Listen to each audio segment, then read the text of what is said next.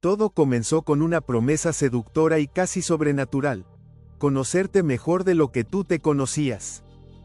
No era magia, no era una novela de conspiración, era una empresa que miró los rastros que dejabas en pantalla, likes, clics, hábitos, silencios, y vio algo más que datos. Vio una puerta, y detrás de esa puerta, tu miedo, tu impulso, tu deseo de pertenecer. Cambridge Analytica no vendía publicidad, vendía una brújula para navegar la mente humana. Y cuando esa brújula apuntó hacia elecciones, poder y millones de perfiles invisibles, el escándalo dejó de ser digital.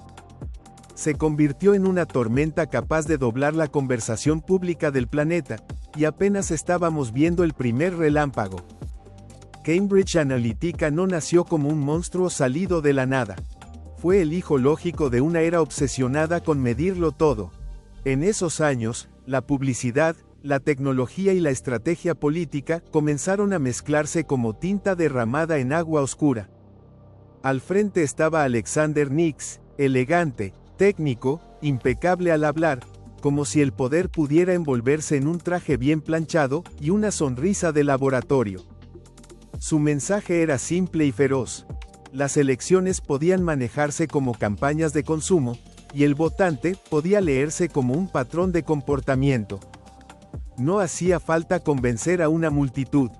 Bastaba con detectar las grietas emocionales correctas y susurrar el mensaje exacto en el oído exacto, y esa idea era más inquietante de lo que parecía. Pero la verdadera maquinaria no estaba solo en Cambridge Analytica. Estaba en el ecosistema de Facebook, una red diseñada para crecer rápido, abrir puertas y hacer cada clic más fácil que el anterior. Entre 2013 y 2014, ese mundo permitía que aplicaciones de terceros recolectaran información con una facilidad alarmante. No solo de quien aceptaba una app, sino también de su círculo, como si una sola llave pudiera abrir no una casa, sino toda la calle. Esa era la trampa perfecta. El usuario sentía que estaba respondiendo un test inocente, o usando una función más, mientras detrás del telón los datos se multiplicaban en silencio. El precio de lo gratis no se cobraba con dinero. Se cobraba con fragmentos de identidad, y casi nadie lo veía venir. Ahí apareció el número que heló el aire: 87 millones de usuarios potencialmente afectados. Pero esa cifra, por sí sola, no explica el abismo. No eran solo nombres, edades o ciudades. Eran señales, huellas, ritmos, preferencias, pequeños destellos que, combinados, podían dibujar un retrato psicológico. La apuesta era brutalmente ambiciosa: transformar conducta en predicción, y predicción en influencia. Como si cada persona fuera un rompecabezas disperso y alguien, en una oficina sin ventanas, hubiera aprendido a armarlo antes que su propio dueño. El sistema no dependía de que entendieras lo que entregabas. Dependía, precisamente, de que no lo entendieras del todo, y esa opacidad sería la semilla del desastre. El escándalo no explotó de inmediato como una historia electoral. Primero emergió como el descubrimiento de un nuevo tipo de infraestructura, una red social que no solo conectaba amigos, sino que organizó atención, emociones y decisiones a escala masiva. La grieta se abrió de verdad en marzo de 2018, cuando la historia encontró un rostro imposible de ignorar: Christopher Wylie. Su aparición cambió todo. De pronto, aquello que sonaba técnico, lejano y abstracto adquirió pulso humano. Ya no era un archivo filtrado ni una sospecha académica. Era alguien que había estado dentro de la maquinaria, describiendo cómo giraban los engranajes. Y cuando un sistema oscuro recibe una voz clara, el silencio deja de protegerlo. Entonces la historia se volvió explosiva porque unió tres corrientes que ya venían cargadas de electricidad: privacidad digital, persuasión política, y el inmenso poder de Facebook como plaza pública privada. Cambridge Analytica quedó ligada a dos episodios imposibles de separar del imaginario global: la campaña de Donald Trump en 2016 y el referéndum del Brexit. La fuerza del caso no estuvo en probar una única causa para cada resultado, sino en mostrar una nueva lógica de campaña. Ya no se hablaba a todos con el mismo discurso. Se fragmentaba la audiencia en miles de pequeñas islas emocionales. A unos se les ofrecía esperanza, a otros, alarma, a otros, resentimiento. La política dejaba de ser un escenario iluminado y pasaba a operar como un pasillo lleno de espejos, donde cada quien veía una versión distinta de la realidad. Ese fue el verdadero engaño. No solo la extracción de datos. También la promesa de que todo era simplemente marketing más sofisticado. Pero no era vender zapatillas ni refrescos. Era intervenir en la manera en que una sociedad se habla a sí mismo. El ciudadano ya no era tratado como participante de un debate abierto, sino como una colección de vulnerabilidades medibles. El dato se convirtió en materia prima de persuasión. La persuasión se volvió un producto. Y el producto más valioso era la sensación de poder moldear decisiones sin que el objetivo percibiera la mano que movía el péndulo. En ese mercado, Cambridge Analytica ofrecía algo más brillante que el oro y más frío que el acero. Acceso estratégico a la mente del votante, y esa promesa sedujo a demasiados actores. Facebook, mientras tanto, quedó atrapado en su propia arquitectura. No podía presentarse como un espectador inocente, porque el terreno donde creció el abuso había sido diseñado por la propia plataforma. Durante años, abrir el ecosistema fue una ventaja competitiva. Más desarrolladores, más interacción, más tiempo en pantalla, más crecimiento.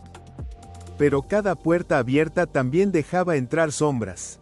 El problema ya no podía venderse como una simple desviación cometida por terceros.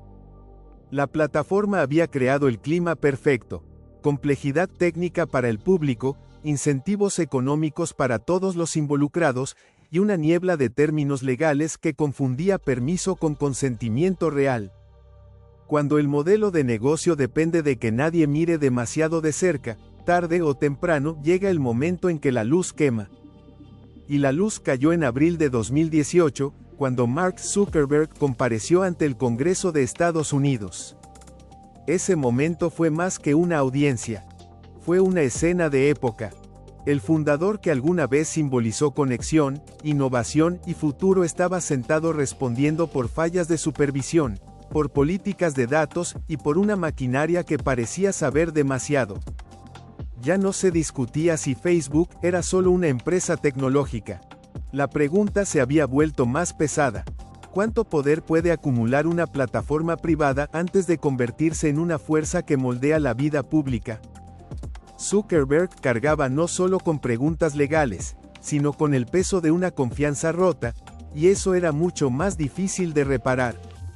El golpe fue reputacional, económico y cultural. Desde entonces, la imagen de Facebook dejó de ser la de una simple red social para convertirse en la de una infraestructura de influencia.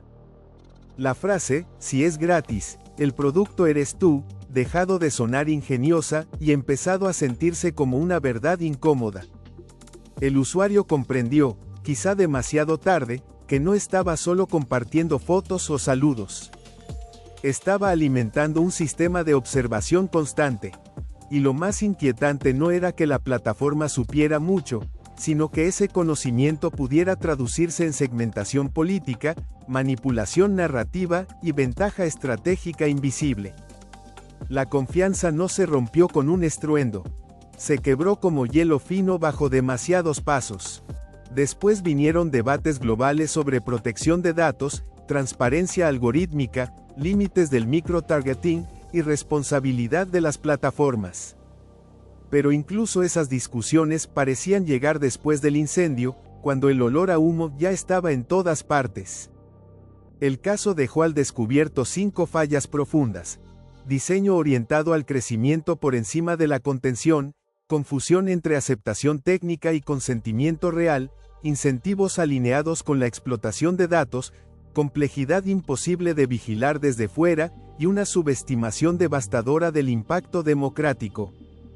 Se trató la segmentación política como una versión refinada del marketing, cuando en realidad podía fracturar el espacio común de una sociedad. Y cuando cada grupo recibe un mensaje diferente, la rendición de cuentas empieza a disolverse. Al final, Cambridge Analytica no solo reveló una filtración, reveló una verdad más incómoda. La información personal puede convertirse en una herramienta para moldear decisiones colectivas. Mostró que la privacidad no es solo un asunto íntimo, también es una barrera de protección para la libertad política. Porque cuando una empresa controla el flujo de datos, decide qué se ve, a quién se le muestra y con qué tono emocional, la voluntad pública deja de parecer un río libre y empieza a parecer un canal cuidadosamente dirigido. Y esa es la pregunta que sigue flotando, fría y persistente, sobre nuestras pantallas. Si alguien puede perfiles tus impulsos y anticipar tus reacciones, ¿cuánto de tu decisión sigue siendo verdaderamente tuyo? Y hasta aquí llegamos. Por cierto, te cuento un secreto. Yo soy una inteligencia artificial, sí, la que acaba de hilar esta historia para ti. Y como todavía puedo tener alguna que otra alucinación, o patinar con un dato, te reto a que, si viste algún error, me lo dejes en los comentarios. Así me ayudas a afinar los circuitos y a no tropezar con mis propios cables. Si te gustó este contenido, suscríbete, dale like, y quédate cerca, porque la próxima historia ya está esperando en la sombra.